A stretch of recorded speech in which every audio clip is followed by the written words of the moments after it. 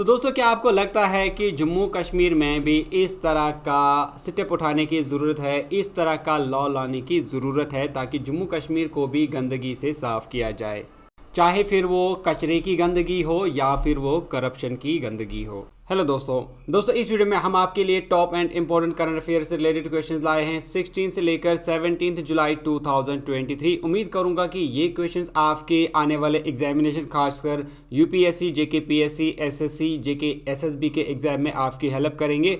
Video थोड़ी सी लंबी होगी लेकिन बहुत ही इंपॉर्टेंट क्वेश्चंस हैं, आप इनको ज़रूर देखें। आज का पहला क्वेश्चन देखते हैं। To which state UT does the Kari Ishad mango recently received a GI tag. आपको बताना है हाल ही में किस रियासत के करी इशद मैंगो को जीआई टैग मिला। ऑप्शन है आपके पास केरला, कर्नाटका, गुजरात या फिर मध्य प्रदेश। तो इसका जो सही आंसर रहेगा वो रहेगा पार्ट बी, कर्नाटका। इंपॉर्टेंट बात यहाँ पर ये आपको याद रखनी है कि करी इशद मैंगो जो है ये ज़्यादातर अनकुला तालुक जो कि नॉर्थ कर्नाटका में आता है, वहाँ पर इसकी ज़्यादा कल्टीवेशन की जाती है। नेक्स्ट इंपॉर्टेंट क्वेश्चन है, when will United States rejoin UNESCO the United Nations cultural organization. आपको बताना है यूनाइटेड स्टेट्स यूनेस्को को फिर से कब ज्वाइन कर रहा है। ऑप्शन है आपके पास जुलाई 2023, जुलाई 2024, जुलाई 2025 या फिर जुलाई 2026। इसका सही आंसर रहेगा पार्ट ए, जुलाई 2023 में यूनाइटेड स्टेट्स यूनेस्को को फिर से ज्वाइन कर रहा है। दोस्तों याद रखें 2018 में यूएस ने यूनेस्को को छोड़ा था क्योंकि 2011 में यूनेस्को में फ़लस्तीन को एज ए मेंबर के तौर पे लिया गया था और 2012 में फ़लस्तीन को नॉन मेंबर ऑब्जर्वर का स्टेटस मिला था। तो इस पे यूएस नाराज़ हो गया और उसके बाद उसने यूनेस्को के कल्चरल ऑर्गेनाइजेशन को छोड़ा था। हालांकि अगर वोटिंग राइट की बात करें तो फ़लस्तीन को कोई वोटिंग राइट नहीं दिया गया था। अगर अब हम यूनेस्को की बात करें तो इसमें 193 मेंबर कंट्रीज़ हैं और 11 एसोसिएट मेंबर्स हैं। यूनेस्को को फाउंड किया गया था 16 नवंबर 1945 को लंदन में और इसका हेडक्वार्टर पेरिस, फ्रांस में है। इसके डायरेक्टर जनरल हैं ऑड्रे एजोले। नेक्स्ट क्वेश्चन है, why did the final working group women 20 of G20 summit 2023 begin. आपको बताना है G20 समिट 2023 का विमेन्स 20 का फाइनल वर्किंग ग्रुप का मीटिंग जो है वो कहाँ पर हुआ।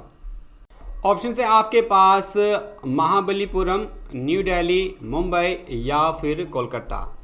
इसका जो सही आंसर रहेगा वो है पार्ट ए, महाबलीपुरम। दोस्तों याद रखें कि महाबलीपुरम ये चेन्नई के पास में आती है और विमेन 20 की ये थर्ड और फाइनल वर्किंग ग्रुप समिट हुई। अगर हम सेकंड विमेन 20 मीटिंग जो है वो जयपुर, राजस्थान में 13 अप्रैल को हुई थी। नेक्स्ट क्वेश्चन है, on which date is World Elder Abuse Awareness Day WEAAD observe annually. आपको बताना है World Elder Abuse Awareness Day कब मनाया जाता है, यानी जो सोसाइटी में हमारे बुज़ुर्ग होते हैं, बूढ़े होते हैं, उनके अगेंस्ट में जो एब्यूज़ किया जाता है, जो उनको गाली गलौज की जाती है, उनके साथ जो गलत व्यवहार किया जाता है, तो बुज़ुर्गों की कितनी अहमियत है हमारी सोसाइटी में, तो उससे रिलेटेड अवेयरनेस का डे कब मनाया जाता है। ऑप्शन है आपके पास जून 15, जून 20, 1 जुलाई या फिर 10 अक्टूबर।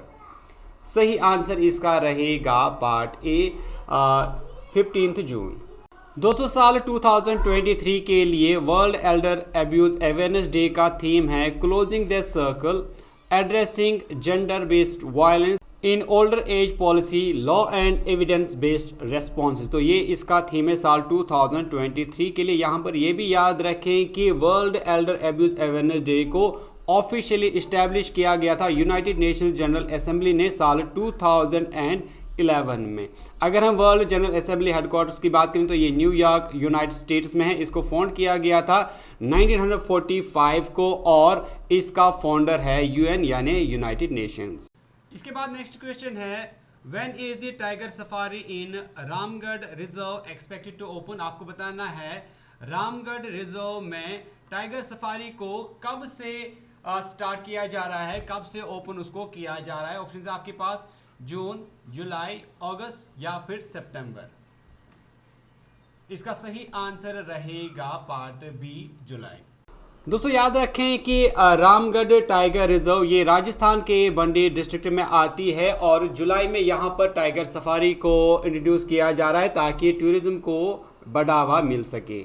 इसके अलावा ये भी याद रखें कि रामगढ़ विषधरी वाइल्ड लाइफ सेंचुरी को टाइगर रिजर्व के तौर पे बनाया गया 5 जुलाई 2021 को और इसको वाइल्ड लाइफ सेंचुरी का स्टेटस दिया गया था 1982 को Rajasthan wild animals and birds protection act 1951 के अंडर। अगर हम एरिया की बात करें तो इसका एरिया है 481.9 स्क्वायर किलोमीटर और इसका जो बफर एरिया है वो 1019.89 स्क्वायर किलोमीटर्स है और बफर एरिया में टाइगर जो ये सफारी है उसको इंट्रोड्यूस किया जा रहा है। नेक्स्ट क्वेश्चन है which athletes proposal to train in the USA has been approved by the mission Olympic cell. आपको बताना है मिशन ओलंपिक सेल ने इनमें से किन एथलीट्स के प्रपोजल को अप्रूव किया है ताकि उनको यूएस में ट्रेन किया जा सके। ऑप्शन है आपके पास मीराबाई चानू, बिंदिया रानी देवी, बोथ मीराबाई चानू एंड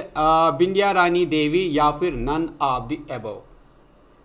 इसका सही आंसर रहेगा part B, both Mirabai Chanu and Bindiya Rani Devi. इन दोनों को यूएसए के डॉक्टर एरोन हॉचिंग एट स्कॉट यूनिवर्सिटी में ट्रेन किया जा रहा है और जो मिशन या स्कीम इसके लिए जिनके अंडर इनको भेजा जा रहा है ये टारगेट ओलंपिक पोडियम स्कीम जिसको लॉन्च किया गया था सितंबर 2014 में।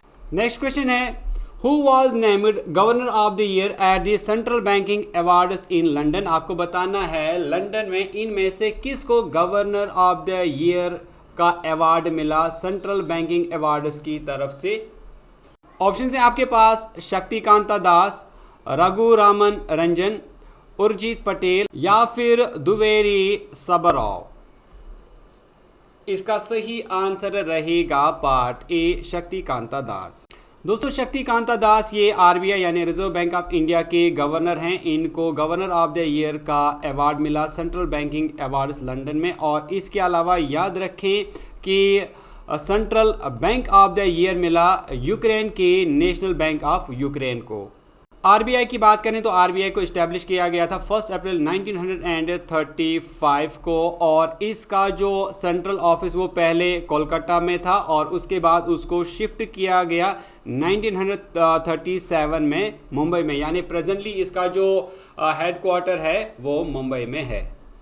नेक्स्ट क्वेश्चन है which company topped the ranking table in Forbes the global 2000 list for 2023। आपको बताना है फोर्ब्स की द ग्लोबल 2000 लिस्ट 2023 में कौन सी कंपनी ने टॉप रैंक हासिल की। इनमें से ऑप्शन आपके पास JP Morgan Chase, Apple, Amazon या फिर रिलायंस। इसका सही आंसर रहेगा पार्ट ए, जेपी मॉर्गन। दोस्तों इंडियन कंपनीज की अगर हम बात करें तो इंडियन कंपनीज में एनटीपीसी को 443rd रैंक मिली। तो इसी तरह अगर हम टॉप 3 कंपनीज की बात करें तो सबसे पहले मैंने कहा कि जेपी मॉर्गन पहले रैंक पे रही, दूसरी कंपनी रही सऊदी अमेरिको, तीसरी रही आईसीबीसी जो कि चाइना की है। और अगर हम इंडियन कंपनीज की बात करें तो इंडिया में जो टॉप रैंक पे रही इस लिस्ट में वो रिलायंस है और फोर्ब्स की लिस्ट में उसकी रैंक 45th है और इसी तरह एसबीआई इंडिया में सेकंड पे रही और फोर्ब्स की लिस्ट में 77th रही। HDFC इंडिया में इस रैंक में 3rd पे रही और अगर हम फोर्ब्स की रैंक बात करें तो वो 163rd रही फोर्ब्स लिस्ट में। नेक्स्ट क्वेश्चन देखते हैं which organisation launch its first road safety project in South Asia. आपको बताएं इनमें से किस ऑर्गेनाइजेशन ने अपना पहला road safety project South Asia में लॉन्च किया। ऑप्शन है आपके पास World Bank, International Monetary Fund, United Nations Development Programme, Asian Development Bank. तो सही आंसर इसका रहेगा पार्ट ए, वर्ल्ड बैंक। तो दोस्तों साउथ एशिया में वर्ल्ड बैंक अपना पहला dedicated road safety project launch कर रहा है। $358 मिलियन का ये प्रोजेक्ट रहेगा और इसके लिए एग्रीमेंट साइन किया गया ढाका में 14 जून को। इसके अंडर फोकस 2 मेन हाईवेज पे रहेगा जो कि बांग्लादेश में रहेगा। एक है गाजीपुर एलेंगा जो कि N4 है और दूसरा है नटो नवाबगंज जो कि N6 है। नेक्स्ट क्वेश्चन है with which company has Indian Oil Corporation partnered to set up an aviation fuel plant in Haryana. आपको बताना है हरियाणा में एक एविएशन फ्यूल प्लांट के लिए इनमें से इंडियन ऑयल कॉरपोरेशन ने किस कंपनी के साथ पार्टनरशिप को साइन किया है। ऑप्शन है आपके पास रिलायंस इंडस्ट्रीज, अडानी ग्रुप, लेंजाजेट या फिर टाटा ग्रुप। इसका सही आंसर रहेगा पार्ट सी लेंजाजेट। दोस्तों इस प्लांट पे तकरीबन 23 बिलियन रुपीस का इन्वेस्टमेंट किया जाएगा। नेक्स्ट क्वेश्चन है which Indian state has implemented a reward system to incentivise reporting of illegal waste dumping on roads. आपको बताना है वो कौन सी स्टेट है इंडिया में जिसने हाल ही में एक नया इनिशिएटिव लिया है रिवॉर्ड सिस्टम का। अगर आप रिपोर्ट करते हैं गवर्नमेंट को कि कोई भी शख्स रोड्स पे गलत तरह से कचरा डाल रहा है, उनको डंप कर रहा है, तो आपको गवर्नमेंट को रिपोर्ट करना है, उसके बदले में आपको रिवार्ड दिया जाएगा। ऑप्शन है आपके पास केरला, महाराष्ट्र, कर्नाटका या फिर तमिलनाडु। दोस्तों यहाँ पर आंसर बताने से पहले मैं आपको जम्मू कश्मीर के बारे में बताना चाहूँगा। जम्मू कश्मीर के लोग ऐसा हो गए हैं कि अगर उनको कचरा फेंकने के लिए कोई भी जगह नहीं मिलेगी, कहीं पर भी दुनिया में, उनको सिर्फ नदी नाले मिलते हैं या फिर उनको रोड से मिलते हैं अपना कचरा फेंकने के लिए, जो कि एक बहुत ही घटिया हरकत में समझता हूँ। तो इसका जो सही आंसर रहेगा वो रहेगा पार्ट ए केरला। दोस्तों यूं ही केरला नंबर 1 नहीं है जब हम लिटरेसी की बात करते हैं या जब हम किसी भी फील्ड की बात करते हैं। तो दोस्तों क्या आपको लगता है कि जम्मू कश्मीर में भी इस तरह का स्टेप उठाने की ज़रूरत है, इस तरह का लॉ लाने की ज़रूरत है ताकि जम्मू कश्मीर को भी गंदगी से साफ़ किया जाए, चाहे फिर वो कचरे की गंदगी हो या फिर वो करप्शन की गंदगी हो।